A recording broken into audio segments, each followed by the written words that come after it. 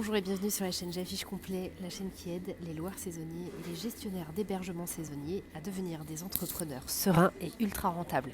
Aujourd'hui, je fais cette vidéo depuis un café, je travaille depuis un café et je voudrais vous parler de comment devenir super hôte. C'est vrai que c'est un sujet qui se pose quand on est sur Airbnb et on se dit j'aimerais bien être super hôte. Déjà, est-ce que ça va vraiment changer ma vie d'être super hôte ? Je suis désolée par avance pour les bruits de café, ça fait partie de l'authenticité de cette vidéo. Voilà, c'est une petite touche d'authenticité pour aujourd'hui. C'est vrai qu'on peut se poser la question, est-ce que ça vaut vraiment la peine d'être super hôte ? Et auquel cas, qu'est-ce qu'il faut faire pour pouvoir devenir super hôte ? Alors pour pouvoir devenir super hôte, il faut savoir qu'il y a des critères à respecter et qu'on a différents moments dans l'année dans lesquels en fait, les compteurs sont inspectés pour nous permettre de devenir super hôte. Donc c'est janvier, avril, juillet et octobre qui sont les moments de l'année dans lesquels en fait, on va venir observer si on a eu l'ensemble des éléments qui sont nécessaires pour devenir super hôte. Alors quelles sont les exigences pour pouvoir devenir super hôte ? Alors la première exigence, c'est d'avoir eu depuis le lancement de l'annonce au minimum 10 séjours ou 100 nuitées vendues. Donc ça, c'est la première chose.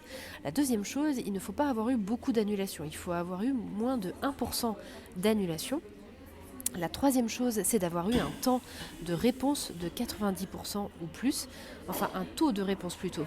Ça veut dire qu'il faut avoir répondu aux gens, quoi, tout simplement. Donc ça, globalement, on répond aux gens quand on a une démarche professionnelle. Et la dernière chose, c'est qu'il faut avoir une note de satisfaction de 4,8 ou plus. Donc si vous avez ces 4 critères-là, vous avez toutes les chances de devenir super hôte sur les temps forts de l'année dans lesquels les compteurs sont observés. Maintenant, évidemment, on peut se dire, est-ce que ça vaut vraiment la peine d'être super hôte ? Parfois, on me dit, ah ça y est, je suis super hôte, je vais augmenter mes ventes ou je vais avoir vraiment une meilleure performance.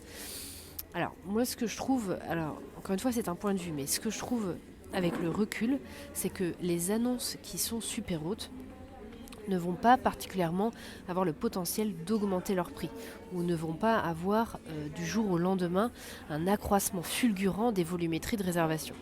Maintenant, je ne suis pas en train de dire que super haute ne sert à rien pour 2 raisons.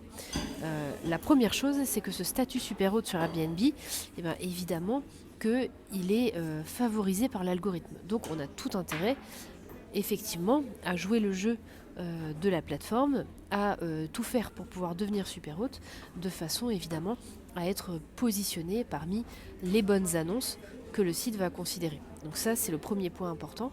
Le deuxième point important, c'est qu'on a de toute façon toujours intérêt à avoir des éléments de preuve sociale pour nos voyageurs. La preuve sociale, c'est quoi ? La preuve sociale, l'exemple le plus flagrant de preuve sociale sont les commentaires. La preuve sociale dans le monde des affaires, on va dire, c'est le fait d'avoir des éléments extérieurs à nous-mêmes qui vont venir confirmer, qui vont venir certifier la qualité de ce qu'on propose. Donc ça peut être du coup l'exemple des commentaires, donc ce sont des voyageurs qui vont donner de façon totalement libre leur avis sur le séjour qu'ils ont passé chez nous. Vous pouvez aussi avoir du coup le label Super Hôte, qui est aussi un élément qui vient certifier la qualité du service qu'on propose. Vous pouvez avoir sur Booking par exemple le label Genius, le label préféré.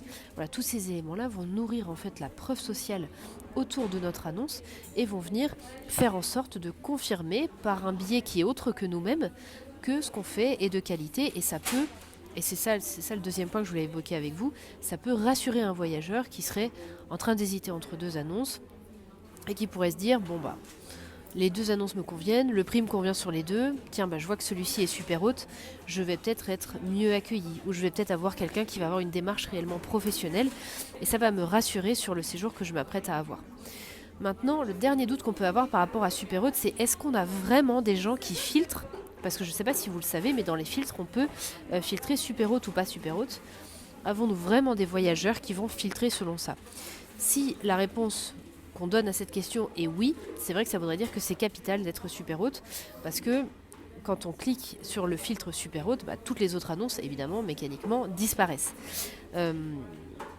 Moi, c'est une conviction personnelle, mais je ne pense pas qu'aujourd'hui, beaucoup de voyageurs cliquent sur super hôte. Je ne dis pas que ça n'existe pas, parce qu'évidemment, quand je dis ça, en général, on me dit « Ouais, mais moi, j'ai l'exemple du fils de l'oncle de ma tante qui cherche en cliquant sur super hôte. » Je suis tout à fait d'accord avec vous, il y a forcément des gens qui utilisent ce filtre. Déjà parce que sinon Airbnb l'aurait viré de son truc. Je pense qu'il traque au peigne fin les clics, le comportement des voyageurs sur leur site, etc. Donc probablement que certains l'utilisent. Maintenant, est-ce qu'il y a massivement des voyageurs qui vont filtrer sur ça? Je ne crois pas.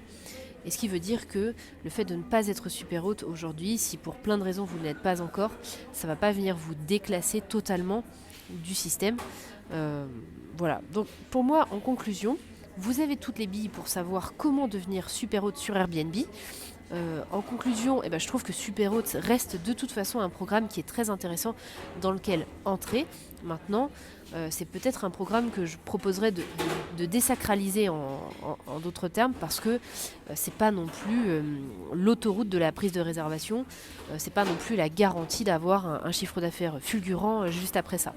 Mais ça reste évidemment un point positif qui va venir nourrir la bonne hygiène, on va dire, de votre annonce, et de vous assurer que ça vient contribuer avec tout le reste à une bonne performance financière. Voilà, mes excuses pour le bruit encore une fois. J'espère que ce contenu aura pu vous aider. Et moi, je vous souhaite une très bonne journée et je vous dis à demain pour la prochaine vidéo.